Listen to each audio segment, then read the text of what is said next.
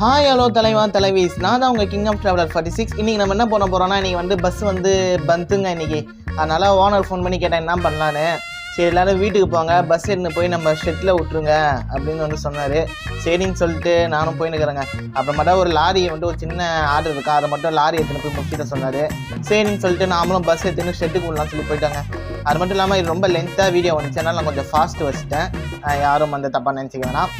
அதுக்கப்புறமா தான் வந்து சரின்னு சொல்லிட்டு நம்ம மண்ணு பஸ்ஸுன்னு போயிட்டே இருந்தாங்க. ரொம்ப பக்கம் தாங்க, ரொம்ப தூரம்லாம் இல்லைங்க ஷெட்டு.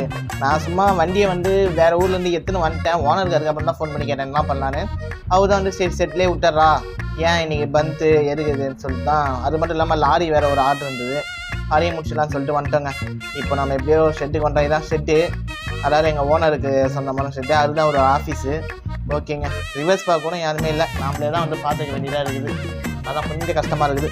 சரி பரவாயில்ல, வண்டி டச் ஆகாமல் போய் அந்த இடத்துல விட்டுறலாம். ஏன்னா இந்த இடத்துல நிறைய வண்டி வருங்க, அதனால தான் வந்து நான் ரொம்ப ஓரமாக போய் விட்றேன். ஓகே, இந்த பக்கமும் பார்த்துப்போம்.